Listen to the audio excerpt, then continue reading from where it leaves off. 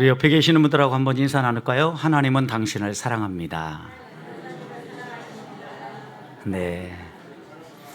하나님은 우리를 사랑하는 분이십니다.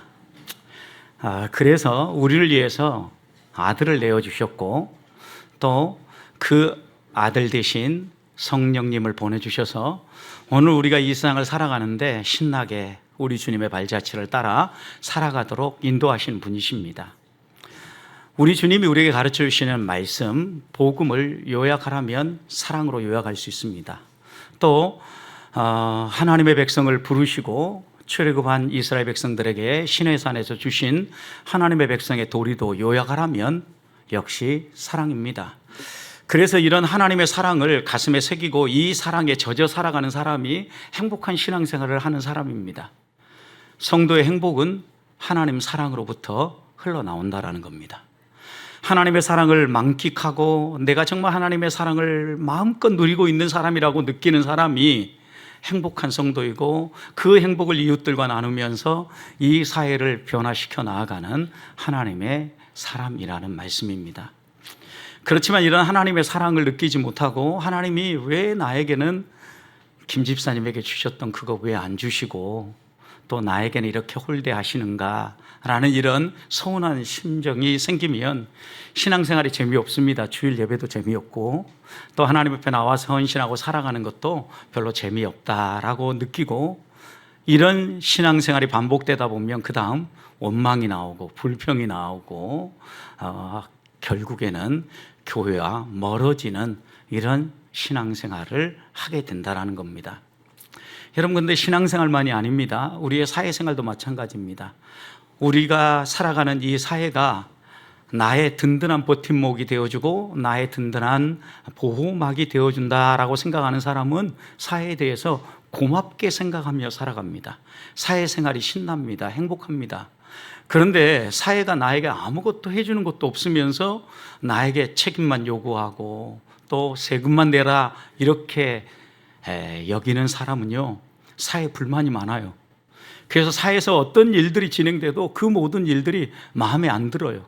원망이 생기고 결국은 이 사회 뒤집어야 돼, 이렇게 마음을 먹게 되는 겁니다. 여러분, 그런데 생각해 보십시오. 하나님이 우리를 향하여 가지고 계시는 마음은요, 우리가 교회 안에서 신앙생활하면서 행복해하는 것처럼 이 세상 속에서도, 사회생활 속에서도 행복하게 생활하기를 원해요. 왜냐하면 예수님도 우리를 믿음의 공동체 안에만 머물라고 말씀하지 아니하고 잘 훈련되고 믿음의 좋은 교제를 나눈 하나님의 일꾼들을 세상으로 보내시기 때문입니다. 세상으로 보내시면서 내 양들을 이리 때 보내는 것처럼 참 마음이 무겁다. 그러니 너희들이 지혜롭게 살아야 된다. 지혜롭게 산다고 해서 세상과 짝하며 살면 안 된다. 순결하게 살아야 된다. 하나님의 백성답게 살아야 된다. 라고 말씀한 거 아닙니까? 우리는 이 세상 속에서 하나님의 백성답게 성도답게 살아가면서 빛이 되어야 되고 소금이 되어야 된다는 게 하나님이 우리를 보내시면서 주신 사명입니다. 어떻게 해야 성도가 이 세상 속에서 빛이 되고 소금이 되어서 선한 영향력을 미치며 살아갈 수 있겠습니까? 웨스트민스터 소교리 문답 제1문은 사람의 제일 된 목적이 뭐냐? 사람은 왜 이 땅에 태어났고 사람은 무엇 때문에 이 땅에서 살아가야 하느냐라는 질문을 던지고 그 질문에 대한 답을 이렇게 분명하게 합니다. 하나님께 영광을 돌리고 그 하나님을 영원히 영구히 즐거워하는 것이다.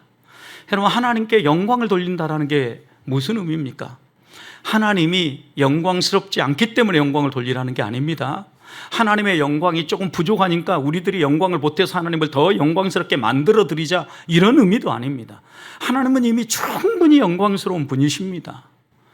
우리가 하나님께 영광을 돌리라, 이 말씀은 하나님을 하나님으로 인정하라는 겁니다.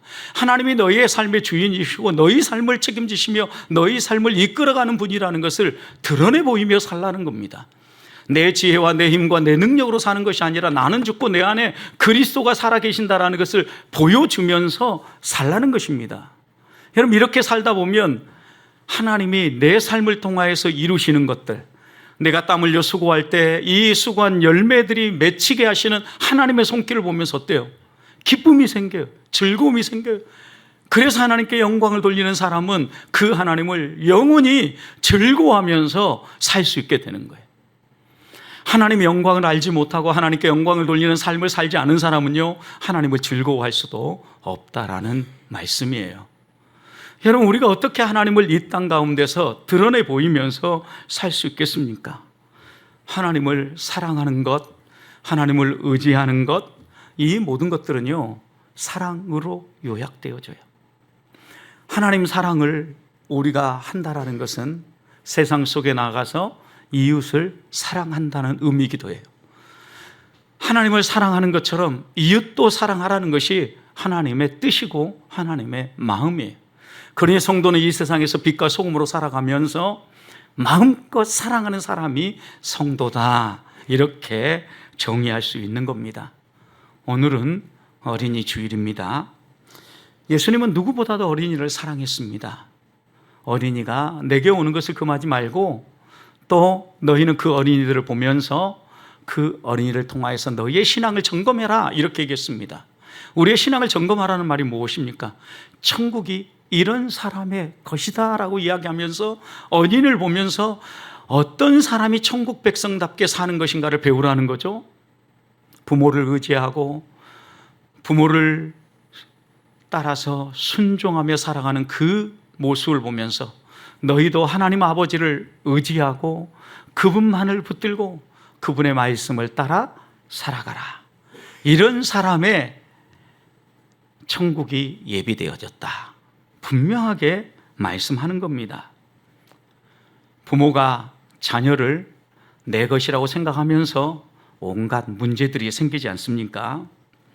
하나님은 우리의 소유물로 자녀를 주신 것이 아니라 자녀를 보면서 너 삶을 점검하고 너의 신앙을 점검하라고 자녀를 주신 겁니다. 자녀는 그런 점에서 하나님이 우리에게 주신 선물 중에 선물입니다.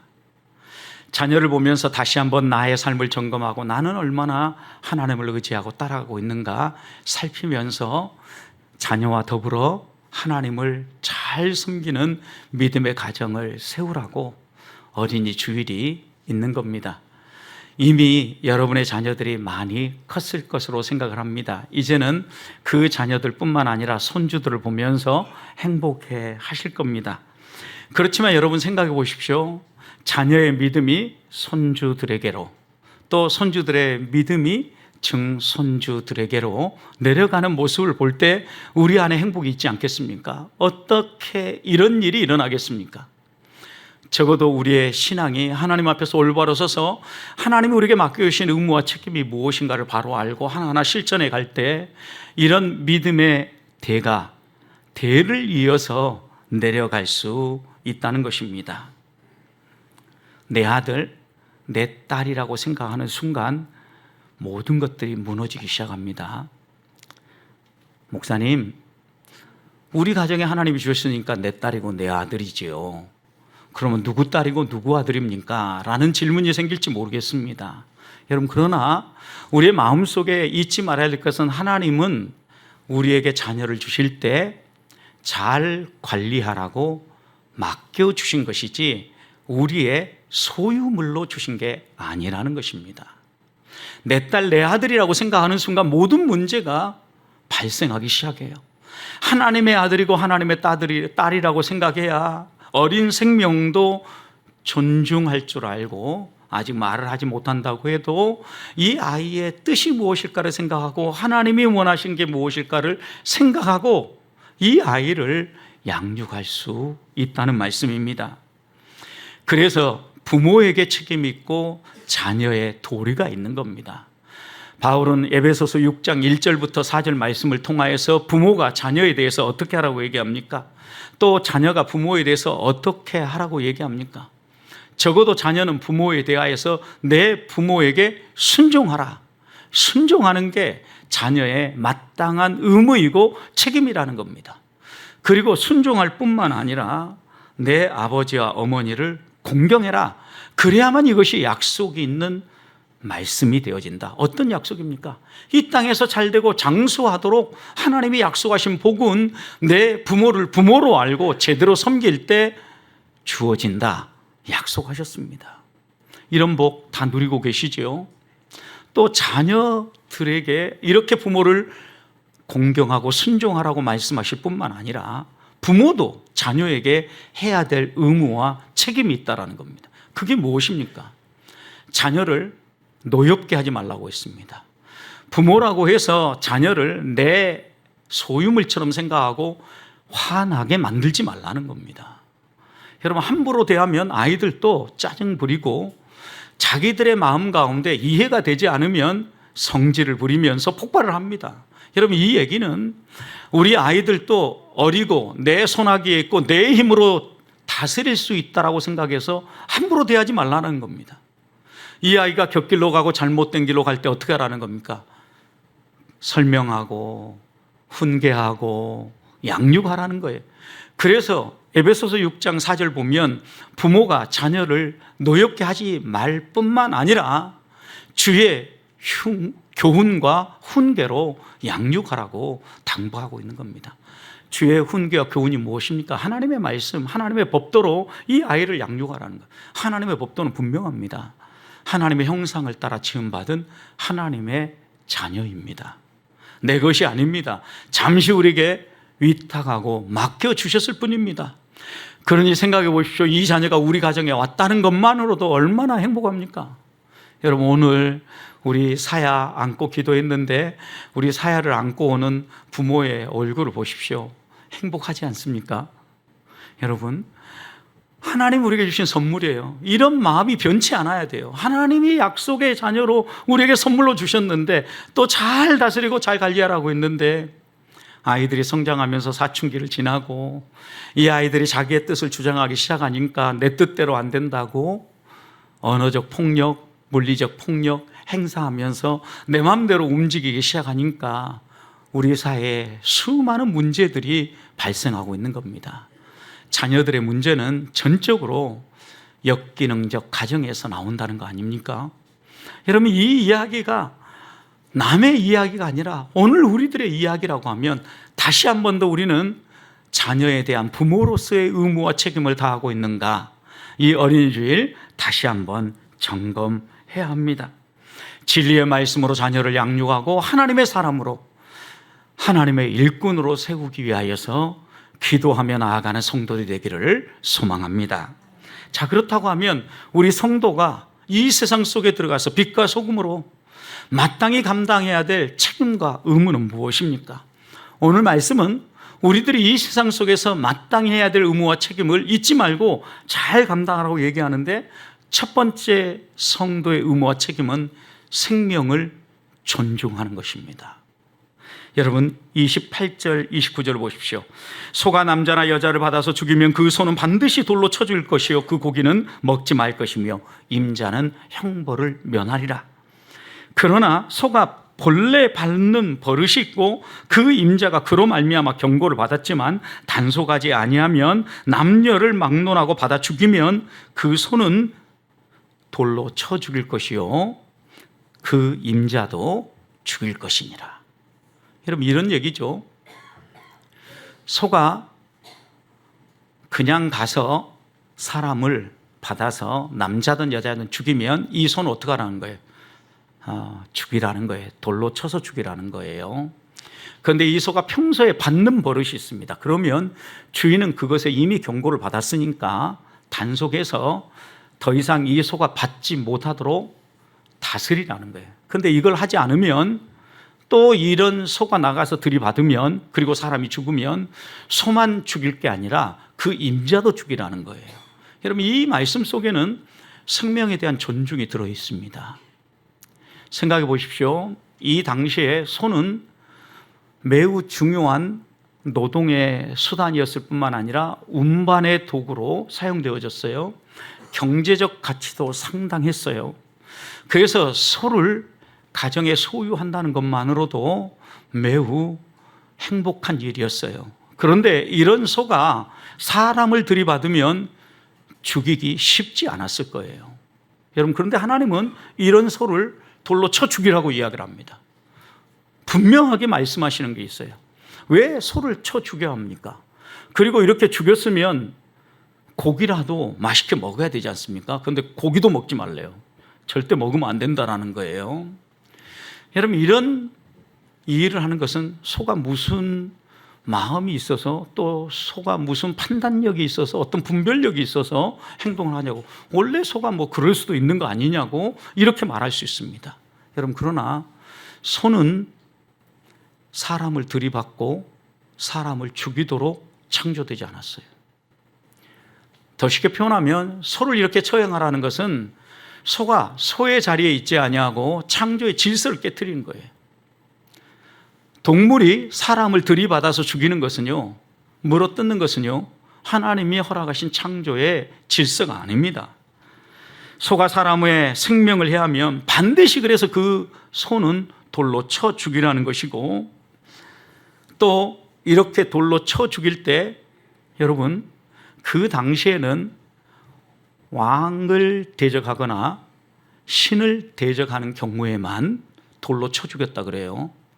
그러니까 이것은 하나님의 피조물인 하나님의 사람, 그리고 창조의 질서를 깨트려 하나님의 질서에 도전한 행위로 봤기 때문에 돌로 쳐 죽이라고 얘기한 거예요.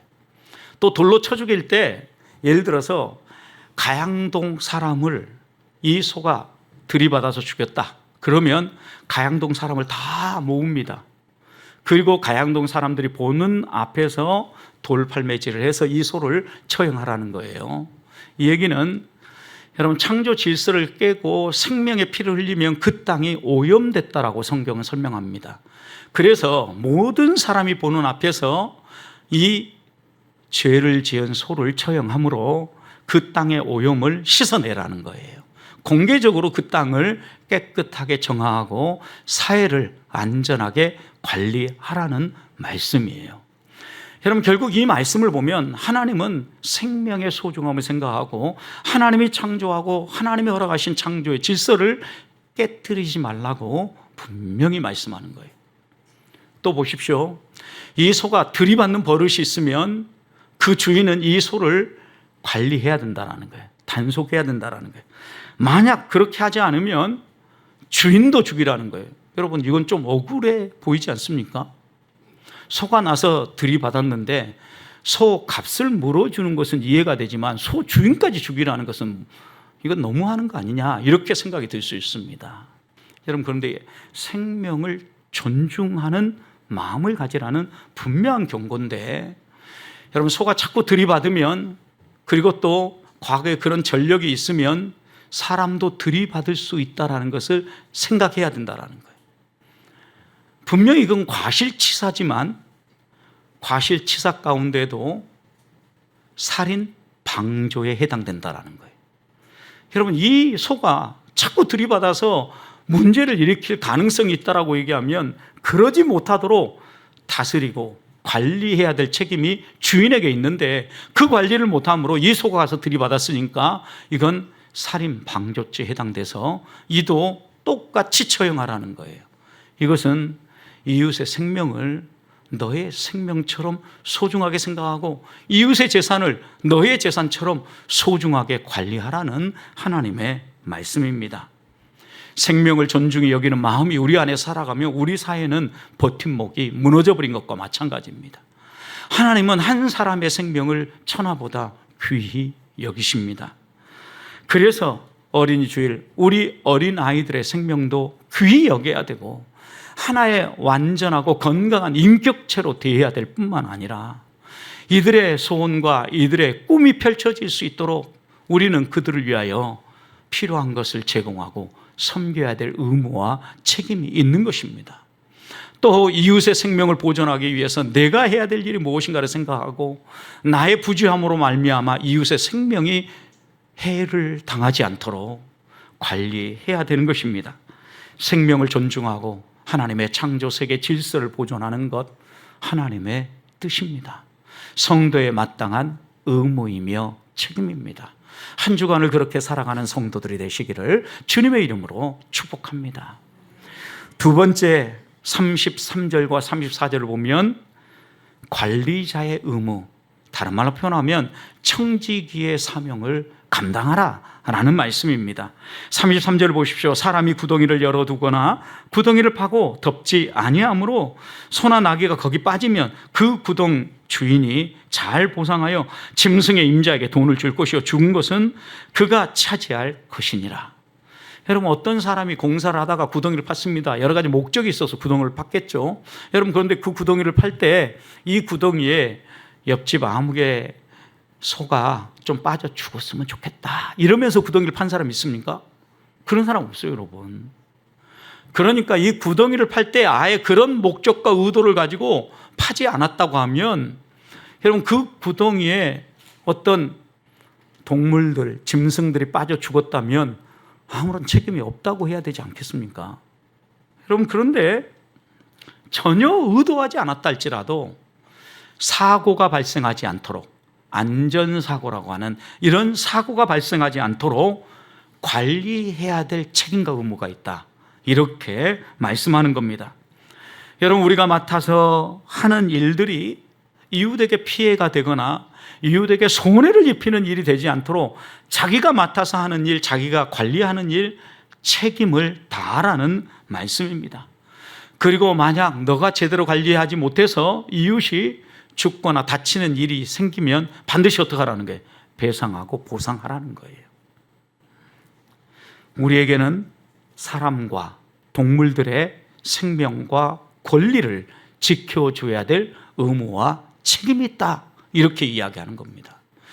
여러분, 우리에게 이런 일이, 이런 책임과 의무가 있다는 것을 잊지 말고 살아야 되는데, 많은 사람들이요, 자기가 직접 연관되지 않으면 상관없는 일로 생각해요. 옆집에 강아지가 나가서 죽어도 뭐 걔가 어디 갔다 죽었나 보다, 이렇게 생각을 하는 거죠. 여러분, 관심이 없는 거죠. 나와 상관이 없으니까. 여러분, 구덩이를 파는 것도 뭐 우리 애들만 잘 관리하고 우리 집안에 있는 동물들만 잘 관리하면 되지, 뭐 남의 집 동물들은 자기 집 주인들이 잘 관리해야지, 이렇게 생각할지 모릅니다. 여러분, 그러나 자기의 생명이 소중한 것처럼 이웃의 생명이 소중하고, 자기의 재산이 소중한 것처럼 이웃의 재산이 소중하다는 것을 기억하라는 말씀입니다. 그러면서 하나님은 이렇게 얘기하는 거죠. 알면서도 해야 될 조치를 취하지 않는 것. 이게 위험할 수도 있고 이것이 사고를 일으킬 수도 있다는 것을 알면서도 조치를 취하지 않은 것. 괜찮을 거야, 막연한 낙관. 그리고 그거 좀 귀찮은 일인데, 또 그렇게 하려고 하면 좀 돈을 써야 되는데, 이런 이유들 때문에 조치하지 아니함으로 위험한 일이 발생하거나 생명이 해를 당하는 일이 생기면 반드시 보상하고 반드시 변상하라는 거예요. 사회적 위험 요소를 보면 외면하지 말고 반드시 조치해서 이 사회를 완전한 사회로 만들어 가라는 거예요. 사람들이 마음 놓고 다니고 마음껏 살 수 있는 그런 사회를 만드는 것이 성도의 의무이고 책임이라는 거예요. 여러분, 생각해 보십시오. 내가 관리하고 감독하는 이 모든 것들이 바른 목적에 사용되어지도록 관리해야 될 책임이 있다는 말씀인데, 우리는 보통 이런 관리하는 책임에 대해서 소홀히 여깁니다. 이것은 하나님의 일반 명령이고 창조의 명령이기도 합니다. 하나님이 우주 만물을 창조하신 다음에 아담에게 이 모든 피조 세계를 맡기셨습니다. 생육하고 번성하고 땅에 충만하라. 그리고 어떻게 하라고 했습니까? 다스리라고 이야기하셨습니다. 다스린다라는 것은 관리한다라는 것입니다. 어떻게 관리한다라는 겁니까? 내 필요와 내가 원하는 대로 내 마음대로 쓴다라는 의미가 아니라 창조의 질서와 창조주 하나님의 뜻에 어울리게 관리하고 다스린다라는 의미입니다. 여러분, 이 관점을 놓치니까 우리는 우리의 욕심껏 이 세상의 피조 세계를 다듬고 내가 원하는 대로 주무르고 있는 겁니다. 그런 요즘 우리 주변에 일어나는 일들을 보십시오. 얼마나 많은 자연재해가 예전과는 전혀 다른 양상으로 우리에게 다가오고 얼마 많은 아픔들이 찾아옵니까? 한 사람이 부주의했습니다. 성묘를 갔습니다. 묘에서 무슨 일을 했는지는 모릅니다. 그런데 거기에서 생긴 그 불씨가 여러분 그 산만 태운 것이 아니라 30여 명의 사상자를 생기고 수많은 사람의 재산을 앗아가고 그리고 수십 년, 수백 년 갖고 왔던 살림을 완전히 훼손해버리지 않았습니까? 부주의함. 어떻게 보면 이 정도는 괜찮겠지. 이거는 뭐 문제가 아니야. 이렇게 생각하는 데부터 우리 사회에 수많은 문제들이 드러나고 있다는 겁니다. 지하에 여러 가지 시설들을 세우고 관리하는 사람들, 사람 눈에 잘 안 보이니까 세밀하게 관리하고 세밀하게 안전조치를 안 할 수도 있습니다. 여러분, 그러다 보니까 요즘 일어나는 일들이 무엇입니까? 싱크홀이 나도 모르는 사이에 내가 걸어가는 그 앞에 어느 날 갑자기 훅 패어가지고 차가 빠지고 사람이 죽는 이런 일들이 발생하는 거예요. 여러분, 우리가 하나님 앞에서 하나님의 사람으로서 어떻게 살아야 될 건가, 어떤 의무와 책임이 있는가를 잊지 말라는 거예요. 높은 난관을 만들면 그 높은 난간에 안전 조치는 되었는가, 반드시 비계를 설치하고 안전 난간을 설치하라는 게 하나님의 한결같은 명령이지 않습니까? 잊지 말아야 합니다. 여러분, 부모와 자녀의 관계에서도 마찬가지입니다. 부모로서 자녀를 관리하고 감독할 책임이 우리에게 있습니다. 어린이 주일을 맞이해서 나는 우리의 자녀를 어떻게 관리하고 어떻게 돌보고 어떻게 이 아이들이 하나님의 사람으로 자라갈 수 있도록 여기까지 왔는지 돌아봐야 합니다. 부모로서 자녀에게 좋은 본을 보이지 못하면 이 자녀가 건강하게 살아갈 가능성이 그만큼 줄어드는 것입니다. 하나님은 우리에게 자녀를 맡길 때 자녀에게 하나님의 사람으로 본을 보이고 이들도 하나님의 일꾼들로 살아갈 수 있도록 양육하라고 위탁한 겁니다. 여러분, 이렇게 양육해 갈 때 하나님의 사람으로 커가는 모습을 볼 때 기쁨이 있지 않습니까?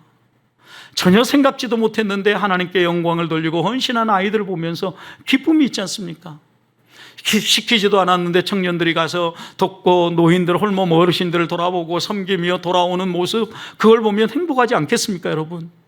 가르쳐서가 아니라 평소에 부모가 하는 모습을 보면서 부모가 평소에 관리하고 부모가 평소에 본을 보이는 이 모습을 보면서 아이들의 삶 가운데서 내가 어떻게 이 사회 속에서 살아갈 건가, 이 사회 가운데 나의 의무와 책임은 무엇인가를 생각하며 살아가도록 지도하라는 거예요.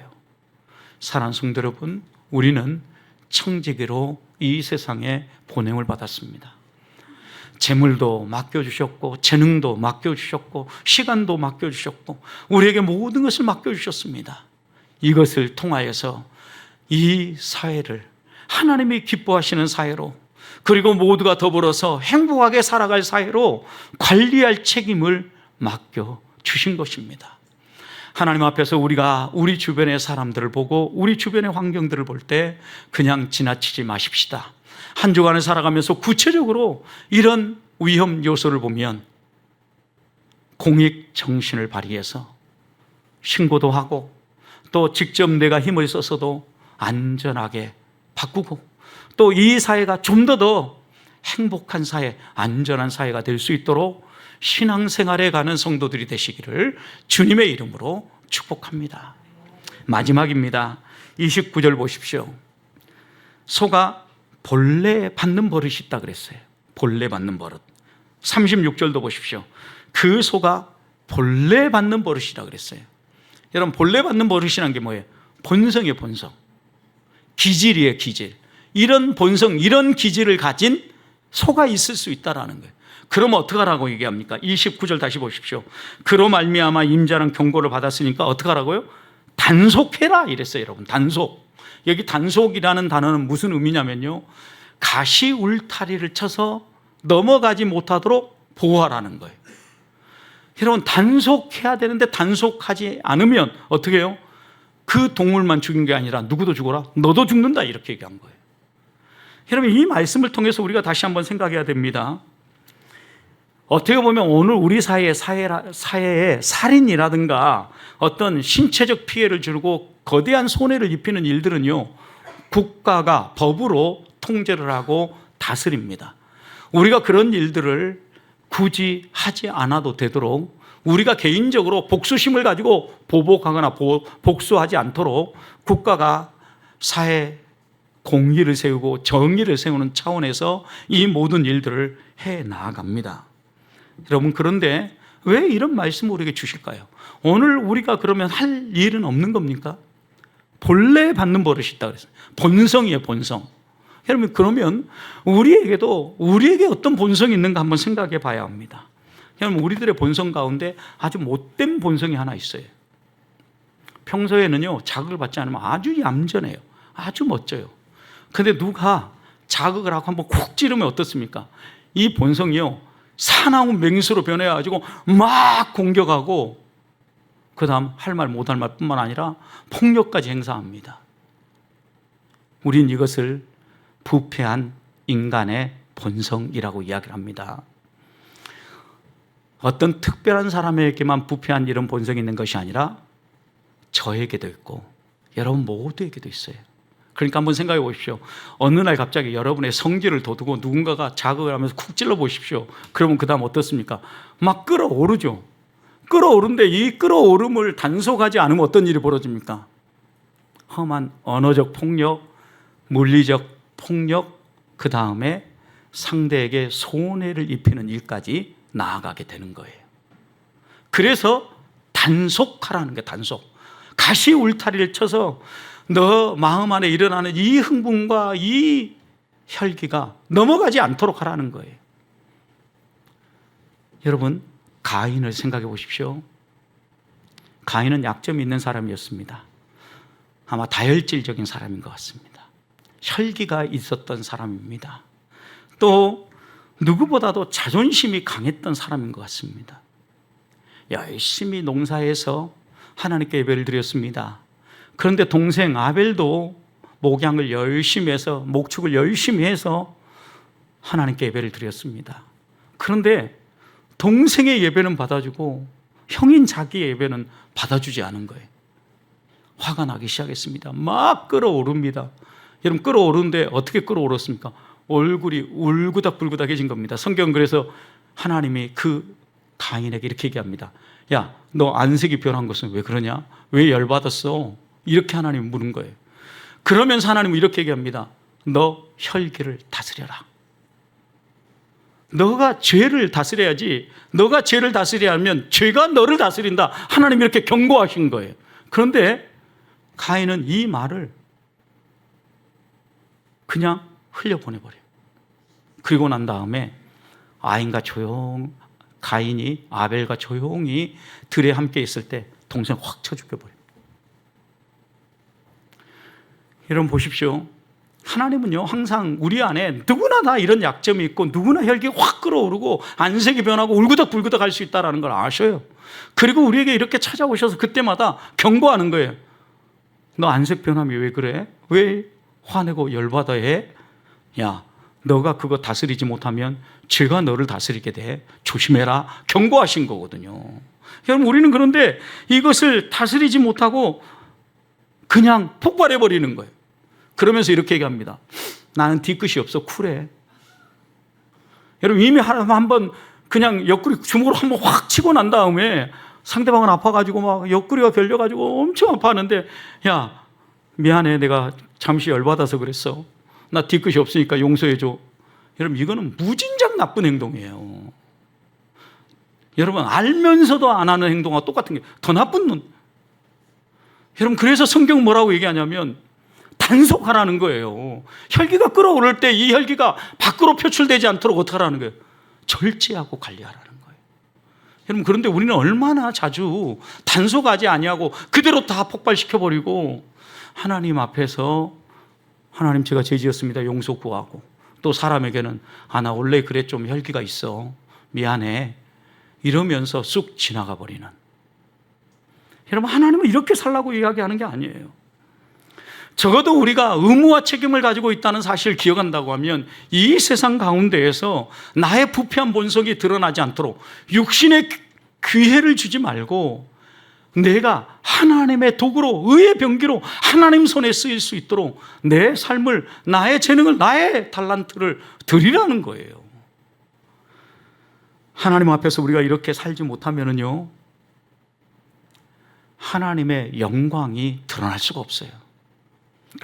특히 어린이 주일이니까 우리의 자녀들이 어리고 말 못하면 생각해 보십시오.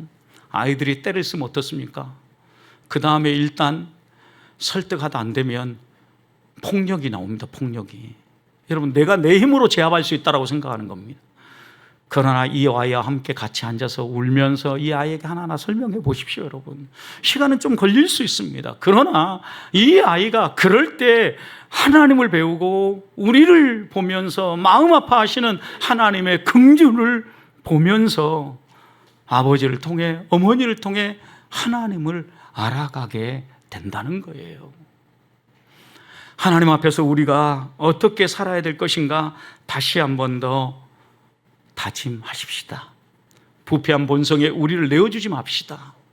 부패한 본성이 자극하고 우리의 약점을 들춰낸다 할지라도 단속하고 울타리를 쳐서 하나님의 사람으로 하나님의 말씀을 따라 살아가는 일꾼들이 되시기를 주님의 이름으로 축복합니다.